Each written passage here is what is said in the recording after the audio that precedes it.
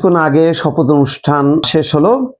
4টার দিকে শপথ নিয়েছেন প্রধানমন্ত্রী হিসেবে তারেক রহমান এবং তারপর মন্ত্রী, তারপর প্রতিমন্ত্রী, সব মিলিয়ে মন্ত্রিসভা 49 সদস্যের ঢাউস মন্ত্রিসভা বলা যায়।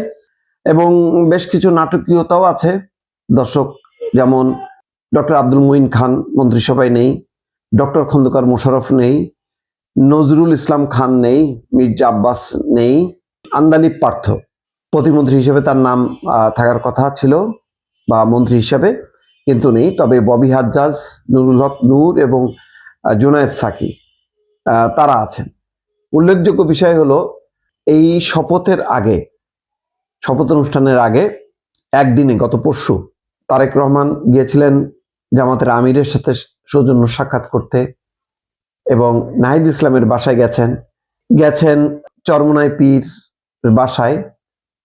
তো চরমোনাই পীর তিনি নির্বাচিত হননি, সেটা বাদ দিয়ে দিলাম, কিন্তু জামাতের আমির বলেছিলেন যে সরকারকে পূর্ণ সহযোগিতা তারা দেবে। নাহিদ ইসলামও তাই বলেছিল, কিন্তু দেখা গেল আজকে সরকারের শপথ অনুষ্ঠান অর্থাৎ মন্ত্রিসভার শপথ অনুষ্ঠানে তারা বর্জন করেছে। এই বর্জনের কারণ হয়তো এমন যে দ্বিতীয় শপথ বিএনপি নেয়নি, যেখানে জামাত এবং এনসিপি সংবিধান সংস্কার পরিষদের সদস্য হিসেবে বা গণপরিষদের সদস্য হিসেবে শপথ নিয়েছেন জামাত এবং এনসিপির সদস্যরা, সেখানে বিএনপি নেয়নি। তখন থেকেই আসলে সংকটটা শুরু।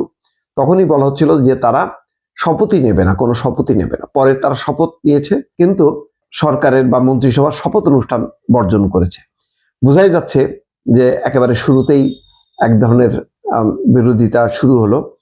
মির্জা ফখরুল ইসলাম আলমগীর শপথ নিয়েছেন, সিনিয়র নেতারা শপথ নিলেও যে 2-3 জন সিনিয়র নেতা শপথ নেননি তাদের ব্যাপারে আসলে সরকারের সিদ্ধান্ত কি বা তারেক রহমান কি চিন্তা করছেন পরিষ্কার না। তাদের মধ্যে উল্লেখযোগ্য আগেই বলেছি ডক্টর আব্দুল মুইন খান, নজরুল ইসলাম খান এবং ডক্টর খন্দকার মোশাররফ। এই 3জনের মধ্যে কেউ একজন কি ভবিষ্যতে রাষ্ট্রপতি হবেন এই কারণে, নাকি বয়সজনিত কারণে, স্বাস্থ্যজনিত কারণে, সেগুলো বিবেচনায় এসছে। রেজা কিবরিয়ার নাম আলোচনায় ছিল খুবই, কিন্তু শেষ পর্যন্ত তিনি মন্ত্রিসভায় আসেননি। এছাড়া প্রত্যাশিতভাবে মোটামুটি একটা চমক হচ্ছে ডক্টর খলিলুর রহমান, যিনি জাতীয় নিরাপত্তা উপদেষ্টা ছিলেন, তিনি এবার পররাষ্ট্রমন্ত্রী হিসাবে অভিষিক্ত হলেন। খুবই গুরুত্বপূর্ণ একটা দায়িত্বে তিনি চলে আসলেন। এটা নিঃসন্দেহে একটা চমক। কেউ কিন্তু আগে বলতে পারেনি যে খলিলুর রহমান এই পদে আসবেন। এছাড়া বিদ্যুৎ জ্বালানি খনিজ আগে ছিলেন প্রতিমন্ত্রী ইকবাল হাসান মাহমুদ টুকু, তিনি এসছেন। মির্জা ফখরুল ইসলাম আলমগীর স্থানীয় সরকার মন্ত্রী কাঙ্ক্ষিতভাবে এসছেন। তো বাণিজ্য মন্ত্রী হিসাবে অবশ্য নাম ছিল আমির খসরু মাহমুদ চৌধুরী, কিন্তু পরে তিনি অর্থ এবং পরিকল্পনাতে গেছেন। বাণিজ্য মন্ত্রী খুব পরিচিত কেউ নন, তারপরে গুরুত্বপূর্ণ একজন এই দায়িত্ব দেওয়া হয়েছে। তো এইভাবে মোটামুটি একটা কম্বিনেশন করা হয়েছে।